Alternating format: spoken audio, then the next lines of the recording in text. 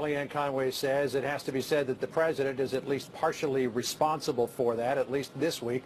This week was supposed to be all about Made in America, about driving the health care bill forward, but all of that went off the rails when the president gave that interview to the New York Times the other day in which he publicly flogged his Attorney General, Jeff Sessions. What was supposed to be, I would think, a triumphant press conference yesterday at the Department of Justice about an international effort to take down some websites that were trafficking in drugs and weapons, instead turned into an inquiry whether Jeff Sessions is going to resign. Listen here.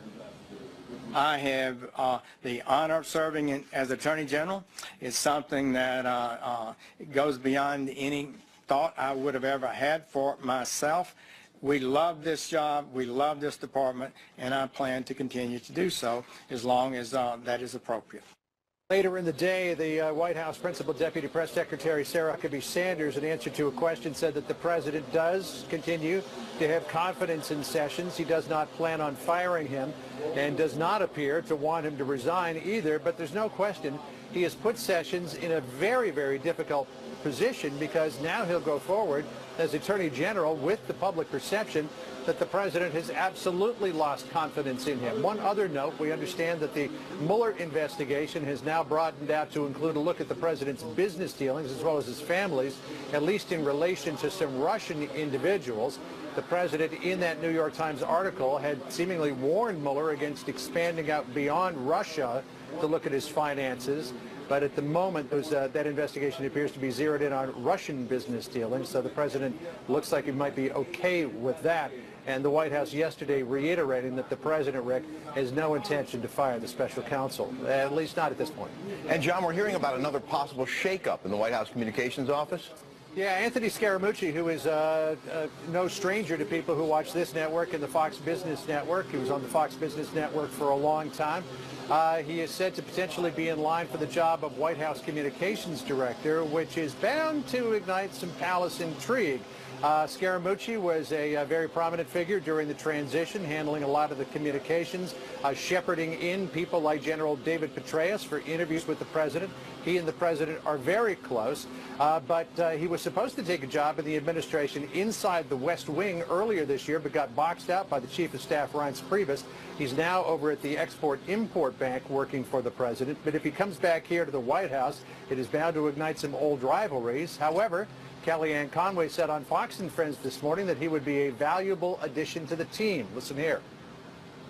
Anthony Scaramucci is somebody who has been an incredible asset to President Trump all during the campaign, the transition, and now he's one of the killers on TV who goes out there, thinks the president is being treated very unfairly, and we don't get any of the economic news out there, even though our press and communication shop tries. But, you know, the president has confidence in all the people who work for him, and we know that Anthony is someone who's a friend to the administration.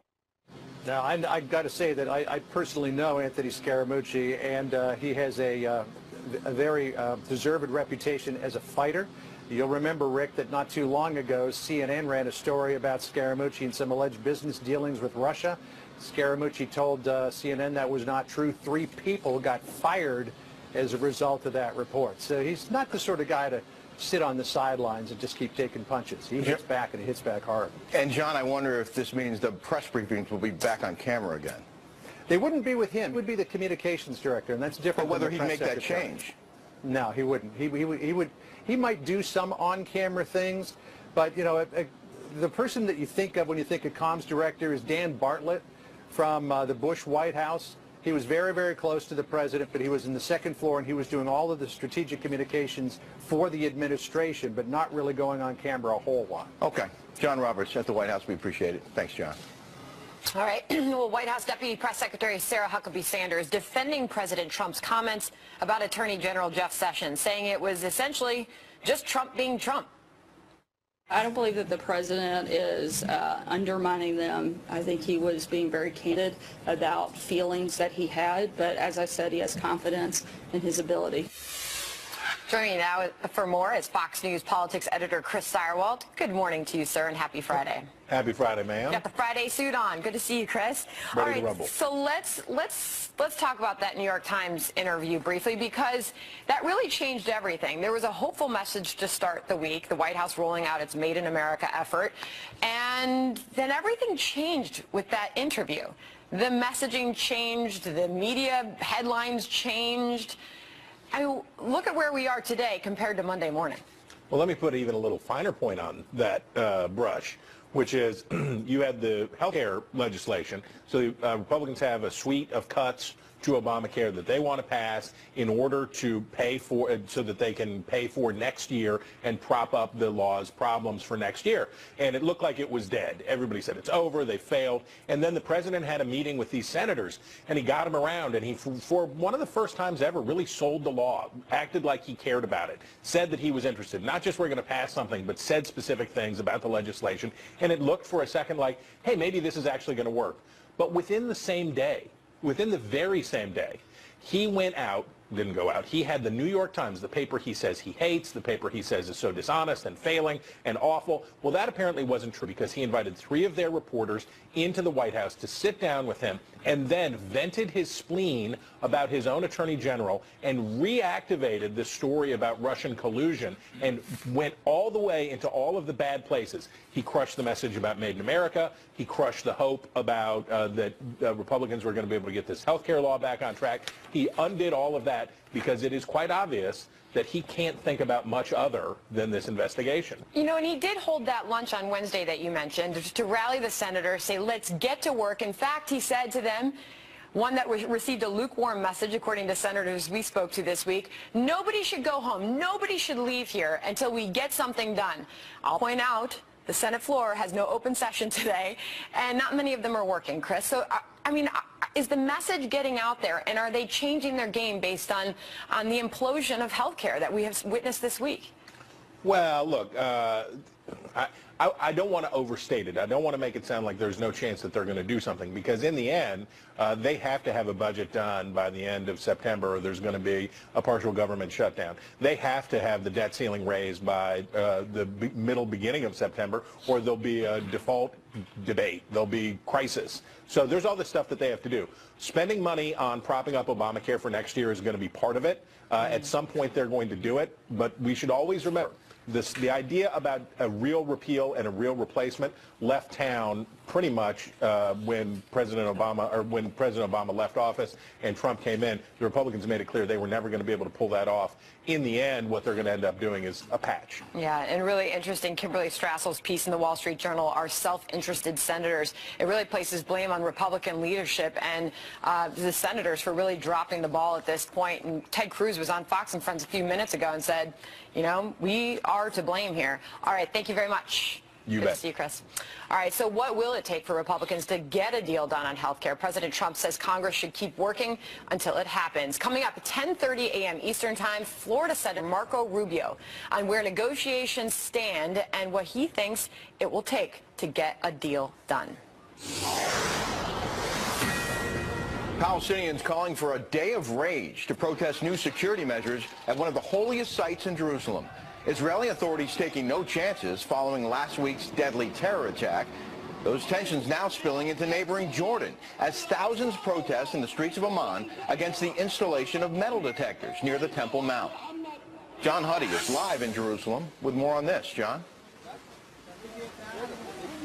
Yeah, and Rick, you can see behind me, just to set the scene for you, we are outside the Lionsgate entrance to the Temple Mount Al-Aqsa Mosque compound in the Old City, and Border Police are positioned here. It is calm for now. You mentioned the clashes. We've seen that. But before we get to some of that video, I just want you to kind of follow me as we walk up here, just to give you an idea. Come on up here, David. So this is the police have barricaded the road going up to the actual entrance to the Old City. And this has really been the center of the violence since Friday, last Friday's attack, and then Israel's decision to install the metal detectors outside the entrances to the Temple Mount Al-Aqsa Mosque compound. Israel's security cabinet last night decided to keep the metal detectors in place despite concerns raised by the White House about that decision, and also, of course, the anger and concerns among Muslim leaders and, of course, Palestinian leaders. Palestinian Authority President Mahmoud Abbas spoke with Jared Kushner yesterday and talked about this and the concerns that things will continue to escalate and possibly spiral out of control. Now, today, overall, Friday prayers were pretty much under control. There were the clashes just up the road behind us here this afternoon, protesters throwing bottles and rocks at police firing back with tear gas and grenades. But we were also at another entrance, Damascus Gate entrance, where hundreds of people showed up for Friday prayers. And while it was a tense atmosphere and riot police were gearing up, putting their visors down, getting into position, it ended peacefully with the crowd dispersing. So while it is calm for now, Rick, that could change once the sun goes down, temperatures cool off, it is very hot, and more people show up here. Rick, back to you. John Huddy, Jerusalem, thank you very much. O.J. Simpson, soon to be a free man. I think I kept my word. As I said, I've done my time. I'd just like to get back to my family and friends. The Juice gets paroled, but can he stay out of trouble? We'll put that question to Alan Dershowitz, a member of Simpson's 1995 defense team. Plus, a deadly earthquake rocks a holiday resort, sending thousands of tourists running for their lives. Details on this developing story coming up. And new reaction to President Trump's criticism of Attorney General Jeff Sessions, one of his earliest supporters. How will this affect the administration? Our panel is here to debate that. But first, here's Tucker Carlson. He's likely the most effective member of the Trump cabinet.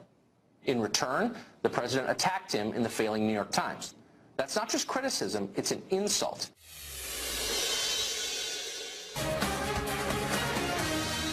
Mr. Simpson, I do vote to grant parole when eligible. Thank you. So O.J. Simpson will go free. A Nevada parole board granting him an early release effective this October after he spent nearly 9 years in prison for a Las Vegas armed robbery. Take a listen to Simpson making a case for his freedom as well as the equally passionate arguments against it. I'm no danger to pull a gun on anybody. I never have in my life. I've never been accused of it in my life. Nobody's ever accused me of pulling any weapon on them. You're seeing a classic sociopath, a narcissist, maybe even a psychopath, and he's talking, manipulating the crowd. I've always thought I've been pretty good with people, and I've basically spent a conflict-free life.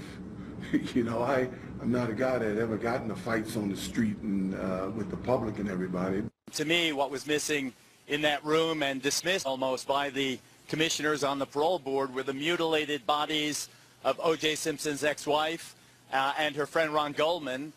He almost cut her head off. Joining me now is Harvard Law professor Alan Dershowitz, who was on Simpson's defense team when he was tried for murder back in 1995. Mr. Dershowitz, you were a member of the Dream Team that helped acquit O.J. of double murder. We didn't get him acquitted. The prosecution bungled the case. Do you have any regrets? Oh, of course not. That's my job. I'm proud of the role I played. I helped expose police planting of evidence. I helped expose much racism in the country. But my job, and the job of every defense attorney, is to cross-examine, challenge the government's case, and leave it to the jury to make decisions. Imagine a country without zealous defense lawyers. You don't have to imagine it. You go to Russia, you go to China, you go to Cuba.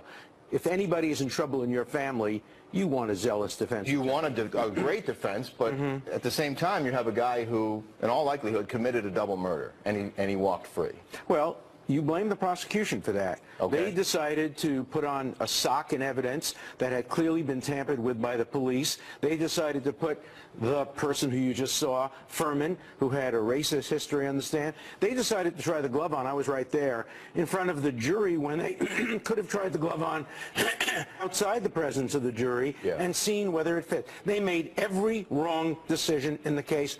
Point the finger of responsibility at them, not at those of us who exercise constitutional protections for defendants. Yesterday's hearing was fascinating to many, especially when O.J. told the parole board that he was a good guy and had lived a conflict-free life. It sounds like he's a man in denial. Well, now you understand how smart our decision was not to put him on the witness stand.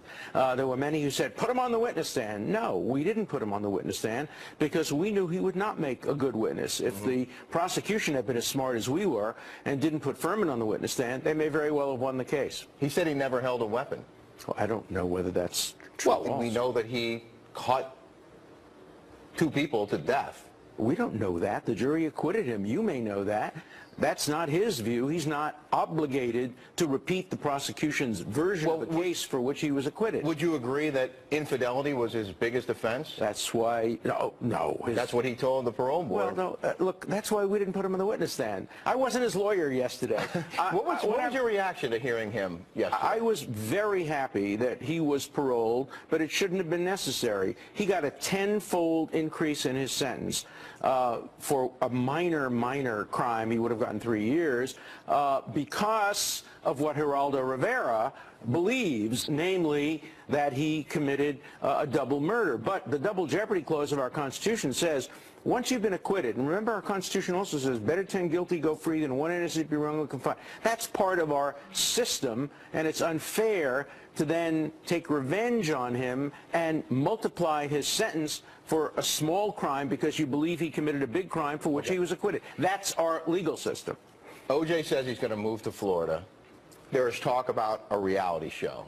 What's your advice to him? Look, if O.J. calls me, I'm going to tell him, O.J., do what Klaus von Bülow did when I helped him get acquitted back in the 1980s. I said to him, stay out of the public light. Go to your family. Live a quiet life. He was a divisive character. He should not remain in the public view, and that would be my advice to him. I doubt he'll call me. Well, we'll see if he listens. Professor Alan Dershowitz, thanks very much for being with us today. Sandra?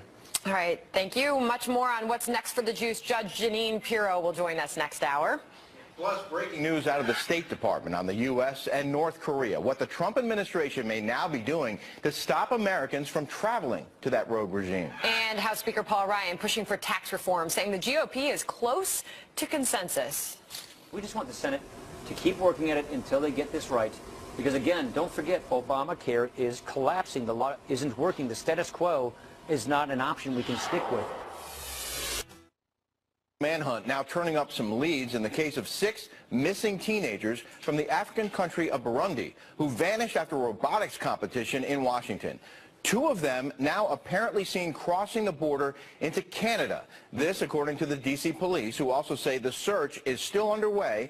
They say there are no signs of foul play.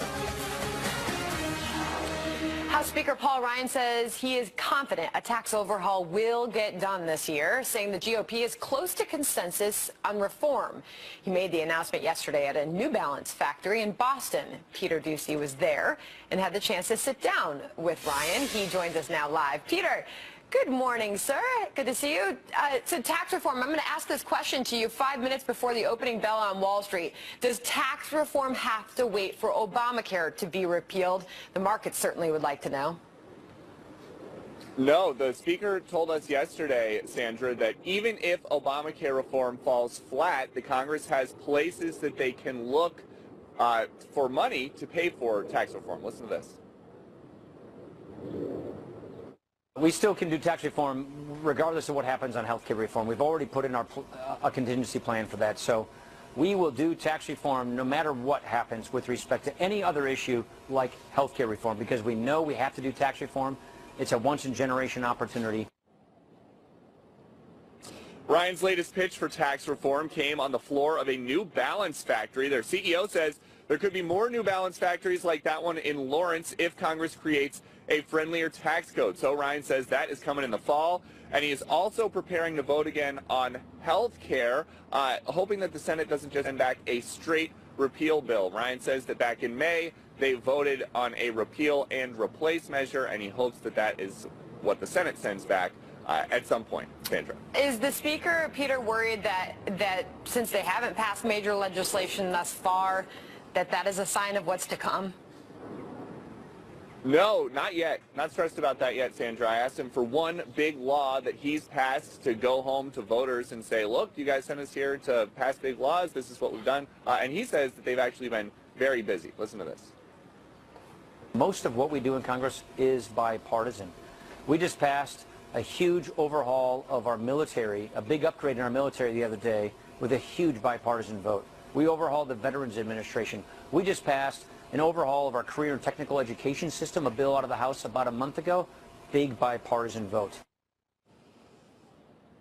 And Ryan says that a lot of the big bipartisan measures that are passing the House and the Senate and getting signed by the president are not getting as much attention as they normally would because there is so much attention in the press about Russia. And by the way, I learned something today. New Balance, the factory you were walking in with the speaker, only athletic shoes made in America? They're the only major brand that makes sneakers in America, and they've got a handful of factories here. And again, the CEO yesterday stood right next to Speaker Ryan and said, if you clean up the tax code, we will build more factories like this one. So we expect to see the Speaker making more trips like that one as he begins to make the push for tax reform. By the way, a birdie landed on my shoulder and told me it is your birthday. Happy birthday, sir. Thank you, Sandra. Have a wonderful day. All right, good to see you. Peter Doocy, thank you. The youngest looking 50-year-old I've ever seen. Happy birthday to him. 50 years old. Oh, stop. So there are new questions surrounding the future of Attorney General Jeff Sessions after criticism from President Trump. But was the president calling out one of his most loyal backers a smart move? Plus, President Trump's executive order cracking down on sanctuary cities suffering another legal setback. So will the White House have another Supreme Court fight on its hands? The sanctuary city stuff is just unbelievable. It's unbelievable. It's unbelievable that we can allow it to happen in this country. Is unbelievable.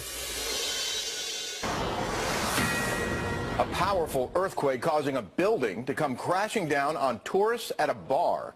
Early this morning, the 6.5 magnitude quake rattled the Greek islands and nearby shores of Turkey, killing 2 people and injuring more than 100. Rescue crews say the victims were 2 men from Turkey and Sweden.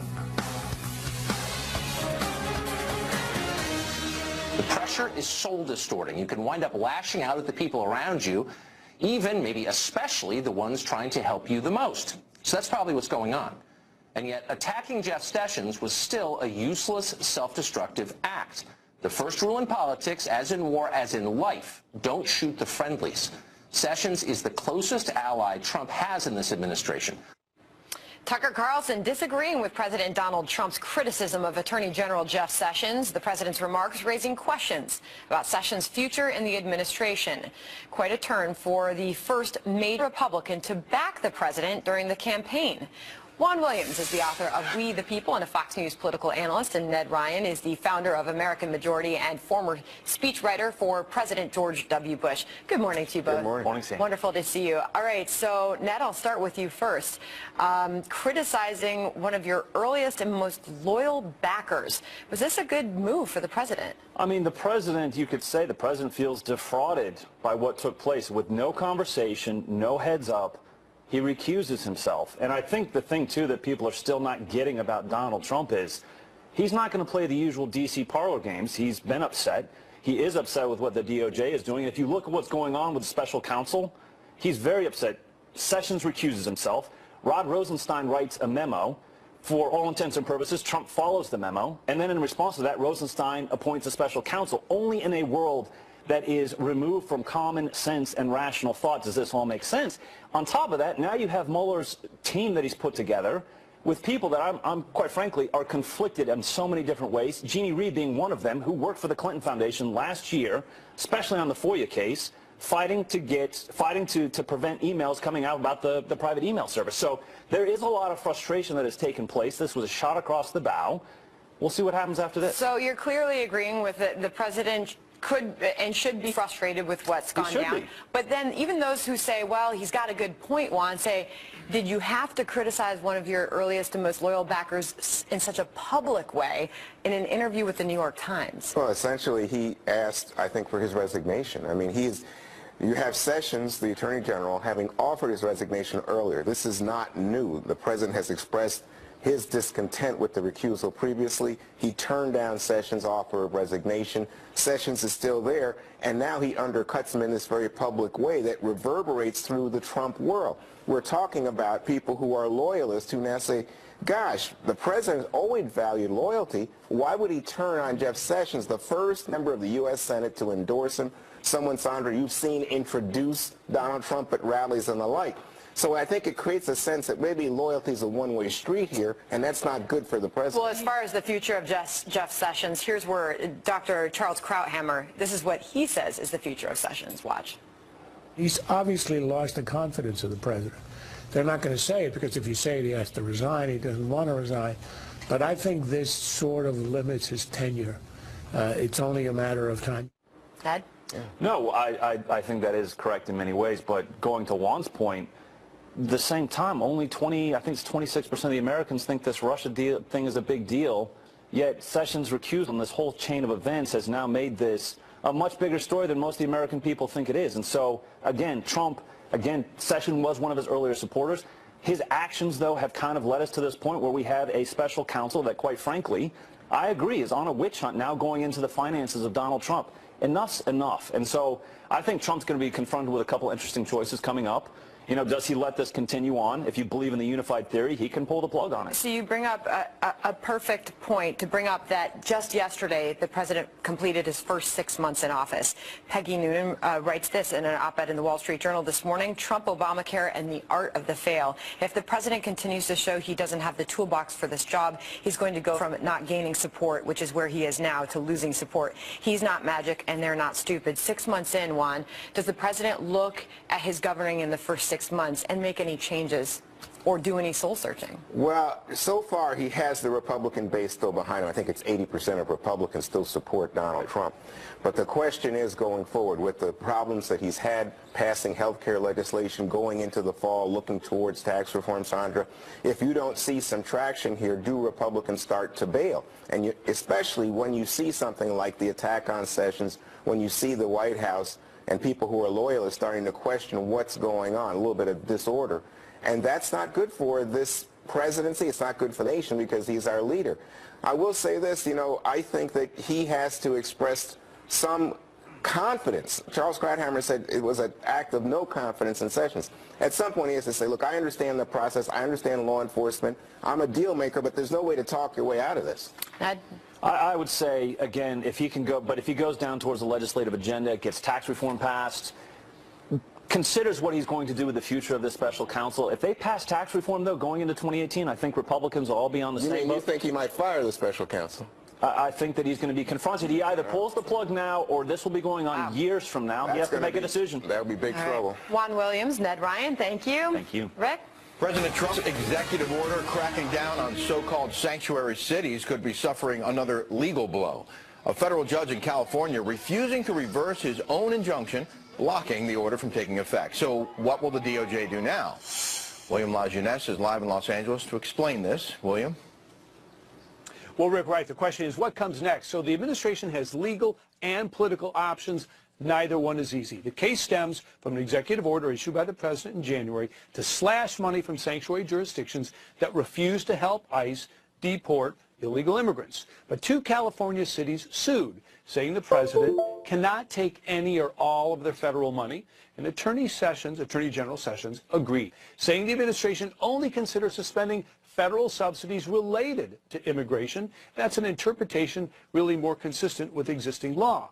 But this federal judge, William Orrick, an Obama appointee who raised some $200,000 in campaign funds for the ex-president, rejected that argument, not once but twice, pleasing California officials. Attorney General Sessions has had to narrow his definition of a sanctuary city. His plan to punish so-called sanctuary cities by withholding federal grant dollars has been rejected by a court of law.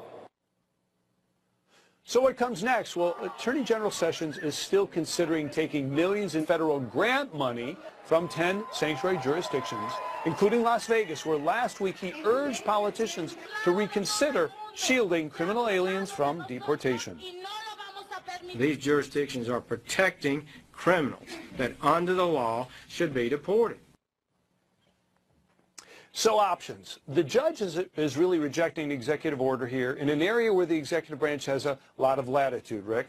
The Justice Department can appeal to the Ninth Circuit or jump protocol and go directly to the Supreme Court. There's also 2 bills passed by the House that would strengthen existing law, but they have to go through the Senate, and Dems have vowed vigorously to oppose that.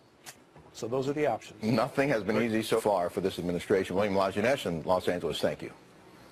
A brain tumor, not enough to Senator John McCain from blasting the Trump administration, not stopping him from blasting the Trump administration over a new Syria report claiming the president wants to stop arming U.S.-backed Syrian rebels. We will dig into that next. Plus, new details on the tragic shooting death of a Minneapolis by a police officer, a woman in Minneapolis, as the police department finally speaks out on the case. Here's that. I told him I was sorry for his loss and that this did not have to happen. And again, Justine did not have to die. Developments this morning with the Minneapolis Police Department speaking out for the first time about the killing of Justine Damond. She is the Australian woman who was shot dead by Officer Mohammed Noor. The officer was responding to the 911 call she made to report a possible sexual assault behind her home. These were the actions and judgment of one individual. I want to assure Justine's family, our community, and those in Australia that I will do everything in my power to make sure due process is followed and justice is served. Reportedly, Justine Damond was shot because the officer was reacting to a loud bang he heard before Damond approached the driver's side of the police car. Just one day after being diagnosed with brain cancer, Senator John McCain slamming the Trump administration for ending a CIA program that armed moderate Syrian rebels. The senator issuing a statement saying, quote, if these reports are true, the administration is playing right into the hands of Vladimir Putin. Making any concession to Russia, absent a broader strategy for Syria, is irresponsible and short-sighted. Marie Harf is a former State Department spokeswoman and a Fox News contributor. Andrew Peek is a former U.S. Army intelligence officer who advised U.S. and NATO commanders in Afghanistan. Andrew, let's start with you. Couldn't this decision to stop arming rebels be on the advice of General Mattis and the president's National Defense Team? Well, it could, absolutely. And I have to say, I think John McCain is wrong on this. You know, the decision to stop arming Arab rebels in Syria doesn't mean that Trump has given up on the goal of removing Assad. It's the continuation of a strategic decision back in January to arm the Kurds and focus on them, not the Arabs. And I think over the longer run, you know, that is a better way of forcing a political transition in Syria, because then Assad supporters are going to be faced with a choice of sticking with him and accepting half a country, or getting rid of him in some kind of political reconciliation and getting together with the Kurds and other Arabs for a new government. And Marie, there have long been concerns about putting weapons in the hands of people who we don't really know or maybe shouldn't be trusting. Well, that's certainly always been a concern, but Senator McCain actually is right here. Look, the 2 countries that have always hated the CIA training program are Russia and Iran. And by ending this training program, we are playing right into the hands of Tehran and Moscow, who are propping up the Assad regime.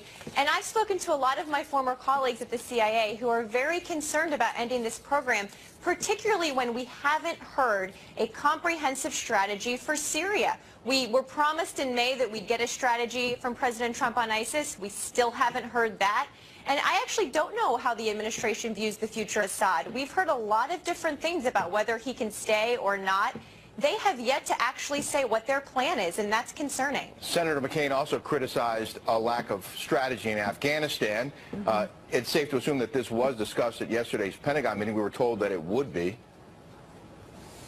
That's right, and I think they did a tour of the world, and I hope they focused a lot on Afghanistan because it is the longest war in America's history. We haven't heard a lot from President Trump or his team about how they view what the goals there should be.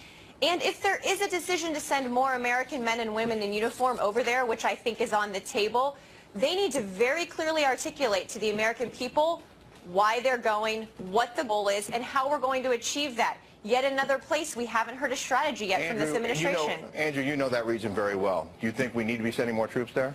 Yeah, no. Look, I think the president is right to tell the military leaders to go back to the drawing board. You know, I don't know why going from 8,400 troops in Afghanistan to an additional 3,000 to 5,000 more, which is what we're considering doing, is going to have more results than Obama starting with 30,000 troops in Afghanistan and going to 100,000. What's important is the money. Historically, Afghan governments have been stable when they've been able to buy off their enemies, not when they've been able to crush them. I want to move on to North Korea. The Trump administration has now announced that it will ban American citizens from traveling to North Korea following the death of the university student Otto Warmbier. Secretary of State Rex Tillerson implementing this geographical travel restriction would make the use of U.S. passports to enter that country illegal. Marie, good move? Absolutely. I think this is a very good move. It's an unusual move that we don't often take, preventing Americans from traveling overseas if they're private citizens. But given what we've seen from North Korea, of course, with the tragic case of Otto Warmbier, I think this was the right call. There are new polls that suggest that there is a slight downward trend among Americans in support for military action to stop North Korea's nuclear program. Andrew, what do you think about that? Well, look, I think that'll be sustained just as long as North Korea doesn't retaliate at all. And I think the problem is once North Korea takes the obvious retaliation action, which is shelling Seoul, which they have artillery pieces very close to, that support for a military strike is going to decline dramatically. So I think that's kind of a misleading statistic. Huh. All right. We have to leave it there. Sorry. Andrew Peak, Marie Harf, thanks I agree with Andrew on that. We've got to leave it there. Thanks very much. Thank you. All right. Well, so what is the best course of action for President Trump on North Korea? Florida Congressman Ron DeSantis sits on the Foreign Affairs Committee. His take coming up in the next hour. Plus, O.J. Simpson will soon be a free man. Can he stay out of trouble? Judge Jeanine Pirro joins us for that and a lot more. I wish this would have never happened. You know, there's nothing I can do about this kind of media circus that's going on right now. If I would have made a better judgment back then, none of this would have happened. I take full responsibility. The Bible is notably the most read book in the world and arguably the most debated, and now it will have its own museum. It stands a mere 3 blocks from the U.S. Capitol, and the construction of the Museum of the Bible is now in its final stages. Fox News got a hard hat tour of what to expect. Chief Religion Correspondent Lauren Green joins us now with more. Good morning, Lauren. Hey, Sandra. Well, you know, there's probably more Bibles in circulation today than at any time in history, but at the same time, the understanding of the Bible is at an all-time low. So the Bible Museum focuses on the stories of the Bible, the history of the Bible, and more importantly, the impact of the Bible. There is no book in history that has been more vilified and influential than the Bible. This fall, a museum devoted to it will look like this, but now it looks and sounds more like this. The Museum of the Bible will be the largest dedicated to the Judeo-Christian Holy Book. When it comes on, it's 140 feet long. It's about 15 foot wide, but because of the channel glass, it will look 2 to 3 times as large. Carrie Summers is shepherding the museum's construction in Washington, D.C., and gave Fox a hard hat tour of the 430,000 square foot billion-dollar project. The brass doors at its entrance display the first iconic words of the Bible in